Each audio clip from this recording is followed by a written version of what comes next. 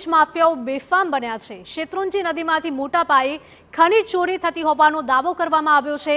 અનેકવાર ફરિયાદ છતાં કોઈ જ કાર્યવાહી થતી નથી તેવો સરપંચનો આક્ષેપ છે। અધિકારીને લેખિતમાં ફરિયાદ કરી છતાં પગલાં ન લેવાયાનો આક્ષેપ કરવામાં આવ્યો છે। ગામમાંથી પસાર થતા ડમ્પરોને અનેકવાર અટકાવ્યા હોવાનો પણ દાવો તેમણે કર્યો છે। શેત્રુંજી નદીમાં થતી ખનીજ ચોરીના વિડીયોઝ પણ અધિકારીઓને આપ્યાનો દાવો કર્યો છે। સ્થાનિક મામલતદાર ખનીજ વિભાગ પગલાં ન લેતું હોવાનો આક્ષેપ લગાવ્યો હતો।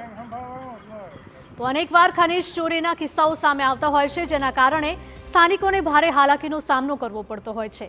ગામના લોકોનો આક્ષેપ છે કે અનેકવાર અધિકારીઓને તમામ પુરાવા આપ્યા હોવા છતાં કોઈ જ કાર્યવાહી નથી થઈ। અધિકારીઓ આવે છે પરંતુ કાર્યવાહી કર્યા વગર જ જતા રહે છે, જેના કારણે અનેક સવાલો ઊભા થાય છે।